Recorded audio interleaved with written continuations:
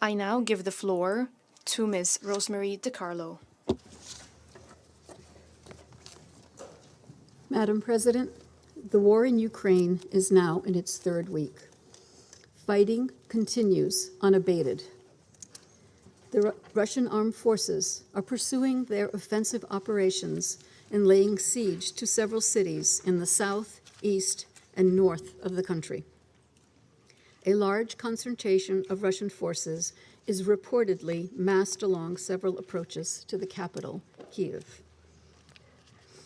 The situation is particularly alarming in Mariupol, Kharkiv, Sumy, and Chernihiv, where there is shelling of residential areas and civilian infrastructure, resulting in an increasing number of civilians killed and injured. The utter devastation being visited on these cities is horrific. The numbers bear out the conclusion that civilians are paying the highest price for the conflict. As of 11 March, the Office of the High Commissioner for Human Rights has recorded a total of 1,546 civilian casualties, including 564 killed and 982 injured since the start of the invasion on 24 February. OHCHR believes the real casualty figures are likely considerably higher, as information from locations whose intense hostilities are ongoing has been delayed, and reports are still pending corroboration. Most of the recorded civilian casualties, which include children, have been caused by explosive weapons with a wide impact area, including heavy artillery and multi-launch rocket systems and missile and airstrikes. OHCHR has received credible reports of Russian forces using cluster munitions, including in populated areas. Indiscriminate attacks, including those using cluster munitions, which are of a nature to strike military objectives and civilians or civilian objects without distinction, are prohibited under international humanitarian law. Direct attacks against civilians and civilian objects, as well as so-called area bombardment in towns and villages, are also prohibited under international law and may amount to war crimes. As of 10 March, the World Health Organization has verified 26 attacks on health facilities, health workers, and ambulances, causing 12 deaths and 34 injuries. This includes the bombing of the Mariupol Maternity Hospital on 9 March. We condemn such attacks without reservation. They cause not only death and destruction, they also deprive people of urgently needed care and endanger more lives. We cannot emphasize it enough. The targeting of civilians, of residential buildings, hospitals, schools, kindergartens is inexcusable and intolerable. All alleged violations of international human law must be investigated and those found responsible held accountable.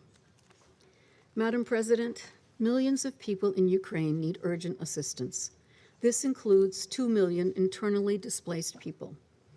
We are scaling up humanitarian aid in areas where security permits. More than 500,000 people are now receiving assistance, including life-saving food, shelter, blankets, and medical supplies. The United Nations and our partners have developed operational plans to meet humanitarian needs where they are most acute. This work needs funding. Over $1.5 billion was pledged to the appeals last week. We are grateful for this generosity and encourage donors to release the funding quickly. Madam President, it is critical to urgently achieve a cessation of hostilities, to allow for the safe passage of civilians from besieged areas, and to ensure that life-saving humanitarian supplies can reach those who remain.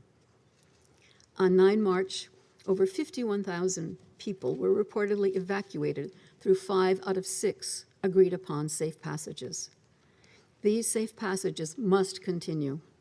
They should be implemented with clear principles and modalities. Civilians should be duly and timely informed of the possibility to leave the concerned areas and on a voluntary basis and in the direction they choose. To expand life-saving assistance and services to those most in need, humanitarian actors must also have safe, rapid, unimpeded, and sustained access to all areas.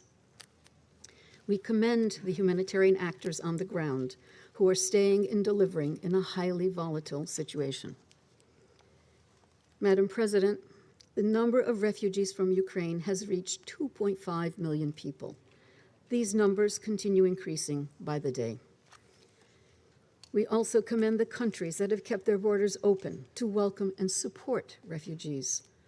All people fleeing Ukraine, including third country nationals, need access to safety and protection in line with the principle of non-refoulement and without any form of discrimination.